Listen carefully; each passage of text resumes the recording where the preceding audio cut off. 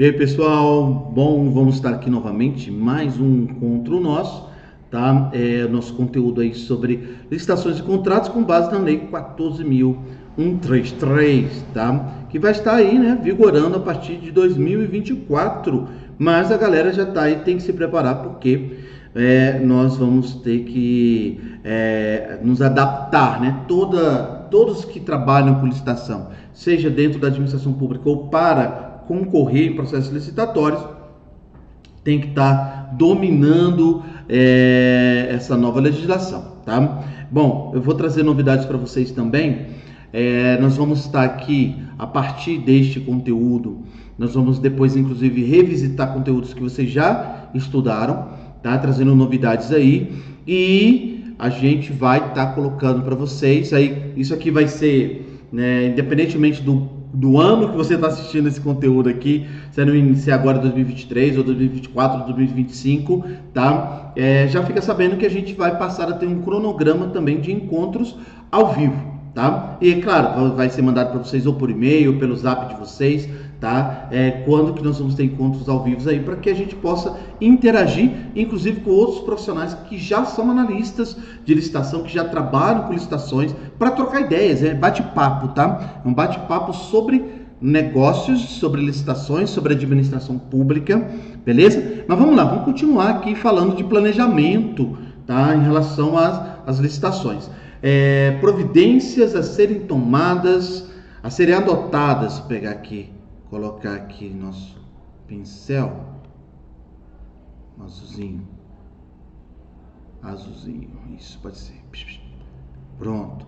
Providências a serem adotadas pela administração previamente à celebração do contrato, inclusive quanto à capacitação de servidores ou de empregados para fiscalização e gestão contratual. Veja bem, o texto, né, logicamente, da nova lei de licitações, assim como era na lei 866, fala, né, como se nós estivéssemos tratando apenas com servidores públicos, empregados públicos, mas então a administração ela terá que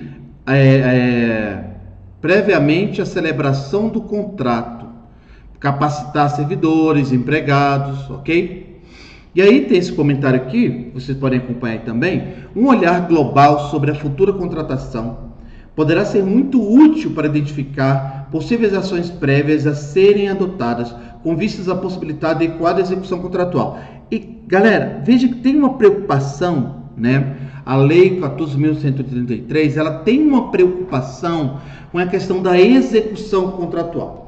Então, é muito importante que eu veja, quando eu faço um planejamento de uma contratação, é importante que, se você tem uma organização, eu penso o Estado como uma organização empresarial, eu vou ter lá o setor de contratos, eu vou ter o setor de compras, eu vou ter o setor que normalmente está dentro de compras, a galera que vai produzir o edital, né? Beleza, com base lá no termo de referência, muito bem. O estudo técnico preliminar, ok, foi feito o estudo técnico preliminar e a galera hesita em não fazer o estudo técnico preliminar adequado, ou seja, planejamento de processo licitatório é onde você mais demora, onde você mais demanda tempo, mais energia, porque a gente planeja e na execução ainda aparecem problemas ou questões que não foram vistas. Então, enxergar o processo de forma global se envolve entrega de insumos, por exemplo, em hospitais, entrega de insumos dentro da sua organização por parte desse fornecedor. É muito importante que você traga também o pessoal lá que cuida do suprimento, da cadeia de suprimento do seu negócio. Normalmente se faz o planejamento sem pensar na cadeia de suprimento, né, na viabilidade da entrega dentro dos prazos que estão definidos no contrato. E aí eu não convido a galera que está lá, né, por exemplo, na cadeia de suprimento, para debater lá no estudo técnico preliminar, para fazer parte desse planejamento. É muito, muito importante. Então, se você trabalha em uma organização que vai prestar serviço, que vai concorrer, você vai ter que estudar bem. Se você vai ser fornecedor, eu tenho que estar entendendo como funciona a minha organização que vai oferecer o serviço e entender como esse meu cliente, né, vai colocar em prática, executar o contrato, execução contratual. Eu defendo a ideia de que é importante você ter não só um fiscal dentro de um contrato de natureza, um fiscal de natureza técnica, tá? Se um hospital, por exemplo, você vai ter fiscais de natureza técnica. Você vai ter um farmacêutico, por exemplo, e vai fiscalizar a entrega desse insumo para ver se realmente aquele medicamento é aquilo que está no que foi pactuado no contrato. Mas e um fiscal de execução? Você já pensou? Se você está dentro da administração pública, ter um fiscal de execução, porque, olha só, com vistas a possibilitar adequada execução contratual, é isso que está se destacando aqui. Um olhar global para você ter, um olhar global para que você tenha possibilidade de uma execução contratual adequada.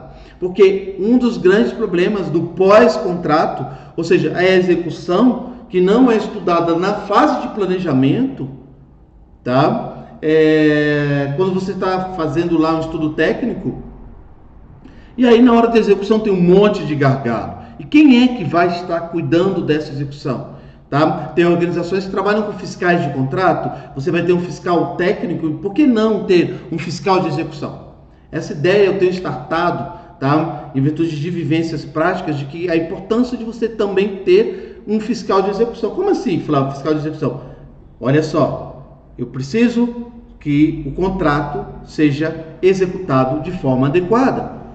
Então, quem vai de fato acompanhar a execução desse contrato para a organização? Lembre-se que aqui você está se preparando para ser um analista. Então, não só para ser o agente público que entende licitações, ou aquele que na empresa vai participar da licitação para ganhar o processo. Você tem que analisar o planejamento, beleza? Bom, por isso deverão ser informados no estudo técnico preliminar as ações a serem executadas pela administração antes da formalização futura da contratação. Pessoal, olha só, vou ler de novo, tá bom? Olha só, por isso, bem aqui, por isso, deverão ser informados no estudo técnico preliminar as ações a serem executadas pela administração antes da formalização da futura contratação. E aí, a execução, eu tenho que possibilitar adequada execução. Então, eu tenho que qualificar pessoas da organização. A minha organização faz licitação para contratar. Eu tenho que ter pessoas que vão trabalhar para garantir a adequada execução contratual. A depender do local, você vai ter o fiscal desse contrato, mas não basta ter um fiscal de natureza técnica, você tem que ter um fiscal de execução. Hashtag fica a dica. Tem um fiscal de execução do seu contrato. A lei 14.133 está trazendo isso.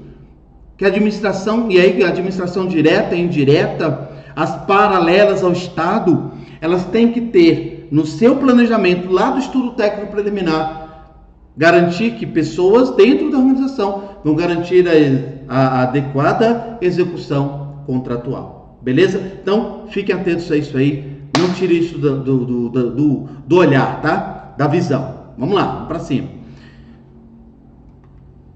Continuando aqui, vamos lá. Opa, dedinhos. Peraí, deixa eu voltar aqui um pouquinho, deixa eu ver aqui, aqui. E como exemplos dessas ações podem ser citadas pequenas intervenções de engenharia, ajustes de sistemas, capacitação de servidores, entre outras, tá? Então, é muito, muito importante vocês estarem de olho nisso.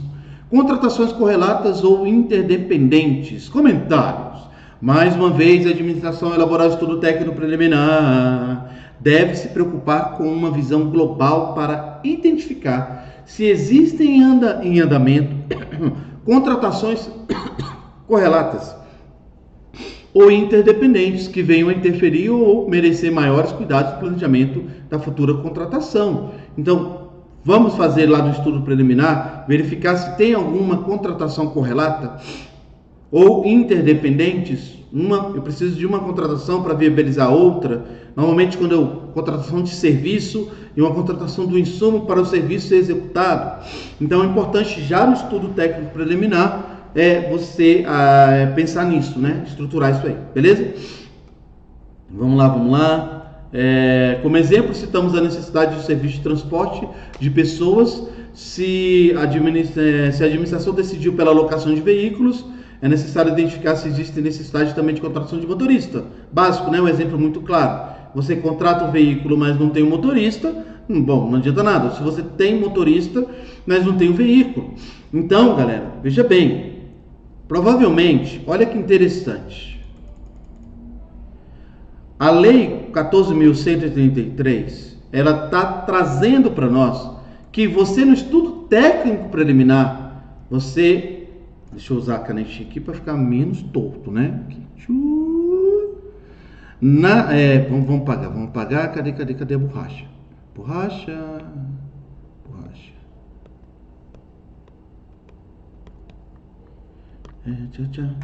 Veio com o mouse para a internet que deu. Peraí, só um minutinho. Isso acontece. Imagina que você está na sala de aula, tá? Nós não vamos editar esse vídeo. Essa bolinha aqui, é porque aí voltou aí pronto, tá vendo? Foi só um delay da internet. Muito bem.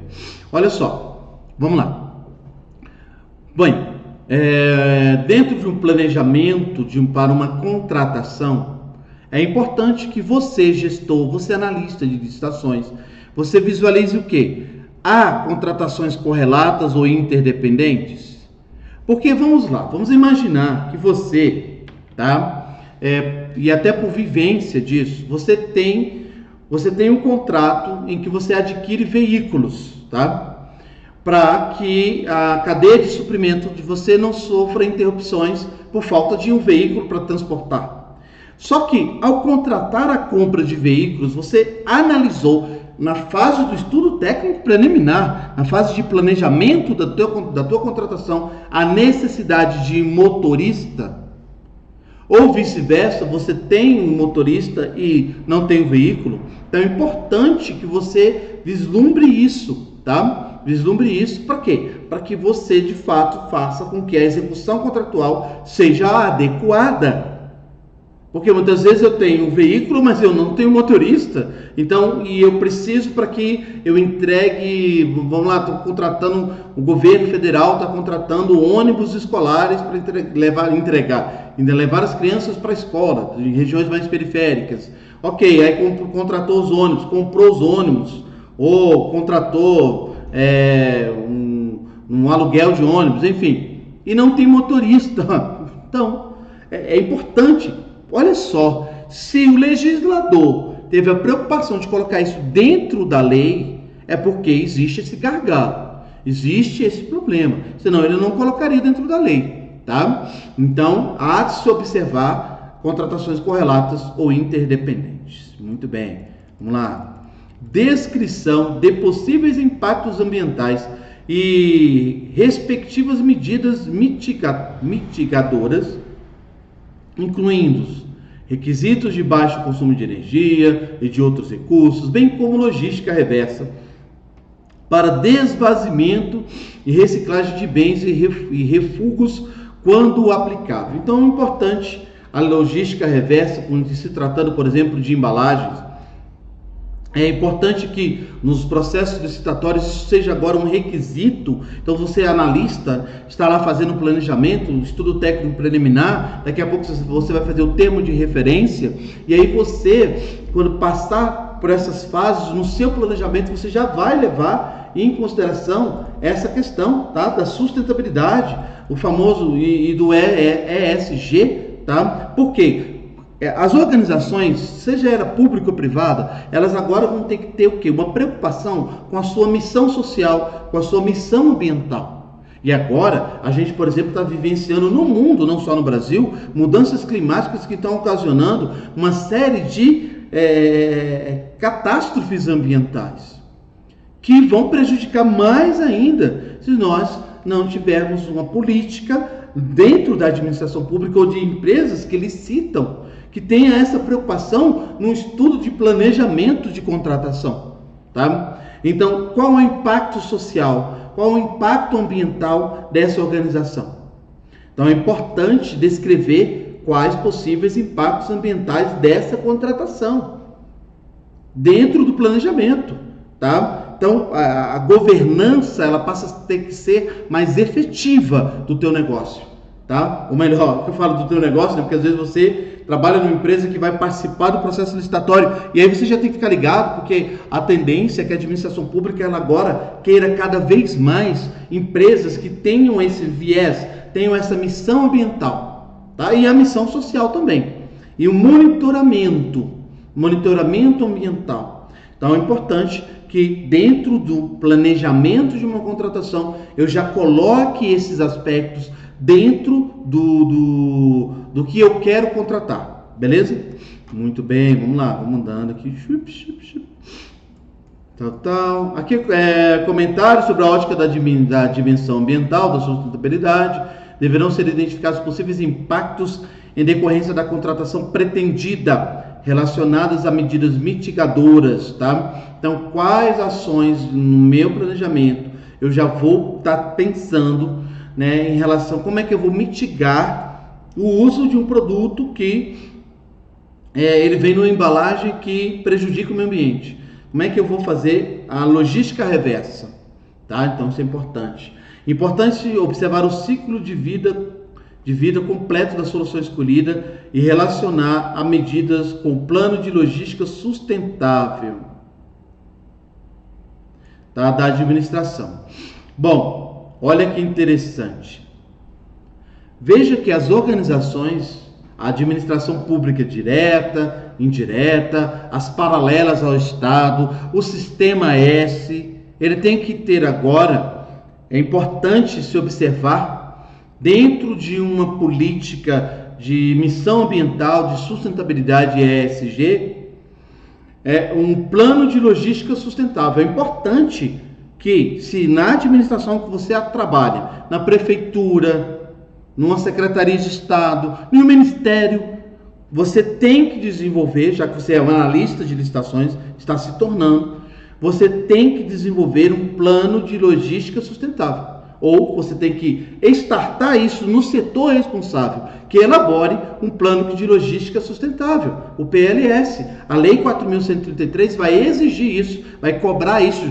Lançou um olhar, um farol, uma lanterna em cima da questão da sustentabilidade. Beleza? Então, se não houver, trate de providenciar. Beleza? É isso aí. Ficou sério agora o negócio, né? Então, galera, tem que providenciar, tá bom? Vamos para cima. Posicionamento conclusivo sobre a adequação da contratação para atendimento da necessidade a que se destina. Posicionamento conclusivo, né? Não é inferência, não, tá? Então, tem que, se no estudo técnico preliminar, você já trazer esse aspecto, tá? Já tem que trazer esse aspecto aí, sem dúvida alguma, de forma conclusiva. Não dá para ser meia boca, não, né? Não dá para ser meia boca. Tem que ser de forma conclusiva, se vamos ou não vamos, tá? No ETP, você vai dizer se vai contratar, se não vai contratar, ou melhor, não é que vai contratar, né? É o parecer final conclusivo, ou seja, para contratar nós precisamos atender essas condições, tá? Esse aqui, ó, esse parecer final, canetinha mágica, vamos lá. Esse parecer final conclusivo sobre a contratação da solução pretendida deve indicar a viabilidade técnica, operacional e orçamentária da melhor solução encontrada no mercado. Então, você vai emitir um parecer conclusivo, tá, sobre essa questão da contratação pretendida. Eu pretendo contratar. Então, qual a viabilidade técnica, operacional, orçamentária? Isso de certa forma, na verdade já existia, né, na Lei 866. Então, a Lei 14.133, ela vai trazer aquilo que era bom, né? O que era bom deve continuar. Aí eu coloquei aqui o resuminho. Pode-se afirmar que nos estudos técnicos preliminares será estudada detalhadamente a necessidade identificada e levantadas no mercado de soluções viáveis para atendê-lo. Deverá ser realizado estudo comparativo entre as diferentes soluções para a escolha daquela com melhor relação com os benefícios, sob a ótica do ciclo de vida do objeto, considerando também dimensões de sustentabilidade em consonância com os objetivos do processo licitatório listados no artigo 11 da Lei 14.133. E aí, galera, aí já até um resumo do que seria um parecer conclusivo, tá bom? Ao final dessa etapa, será descrita a solução completa que se mostrou mais adequada e analisada a viabilidade de sua contratação de forma a subsidiar a elaboração do anteprojeto, do termo de referência ou do projeto básico. Muitas vezes a gente vai fazer um termo de referência e a gente não tem estudo técnico preliminar, né? E isso não é legal, tá? É interessante que você observe isso. Beleza, vamos falar agora de termo de referência. Então, como a gente vai começar essa nova temática, vamos colocar no próximo vídeo, tá? Porque começar isso agora, o vídeo vai ficar extremamente longo, tá bom? Então, vejo vocês daqui a pouquinho no nosso próximo encontro. Tchau, tchau.